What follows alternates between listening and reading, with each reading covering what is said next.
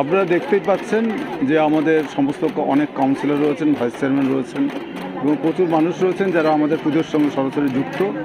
এবং আমরা মনে করি তমলুকের সবথেকে প্রাচীনতম পুজো এই পুজো। আগে এটা রাজবাড়ি পুজো হিসেবে পরিচিত ছিল, বর্তমানে এটা আদি তাম্রলিপ্ত সার্বজনীন দুর্গোৎসব কমিটির নামে আজকের 19তম বর্ষে পড়েছে। এবং আমরা সবাই মিলে এই পুজোটা উপভোগ করি এবং আপনারা এই পুজো উপলক্ষে এখানে মেলা বসে, প্রচুর মানুষ আসেন, প্রচুর মানুষ এখানে এসে পুজোটা উপভোগ করেন। এবং আমরা মনে করি যে এই পুজোটা তমলুকের পুজো, তাম্রলিপ্তের পুজো, সকলের পুজো। মুখ্যমন্ত্রী তো ভার্চুয়ালি উদ্বোধন করেছে বা এসে পুজো করেছে, উদ্বোধন করেছে, সেক্ষেত্রে কি এবারেও আশা আছে? এবারেও মুখ্যমন্ত্রী ভার্চুয়ালি উদ্বোধন করবেন বলেই আমাদের আশা।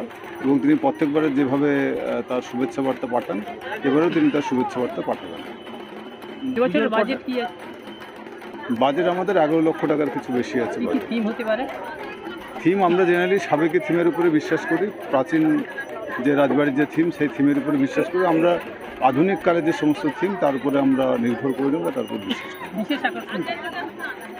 বিশেষ আকর্ষণ আমরা অষ্টমী এবং নবমীর দিনে যত পুণ্যার্থী আসেন সবাইকে আমরা প্রসাদ বিতরণ করি, এটাই আমাদের বিশেষত্ব। এবং এছাড়াও অন্যান্য দিনে আমাদের বিভিন্ন বিভিন্ন সাংস্কৃতিক অনুষ্ঠান থাকে এবং প্রচুর মানুষ এই সাংস্কৃতিক অনুষ্ঠানে কলকাতা থেকে শুরু করে বাইরের শিল্পীরাই অনুষ্ঠানে অংশগ্রহণ করে।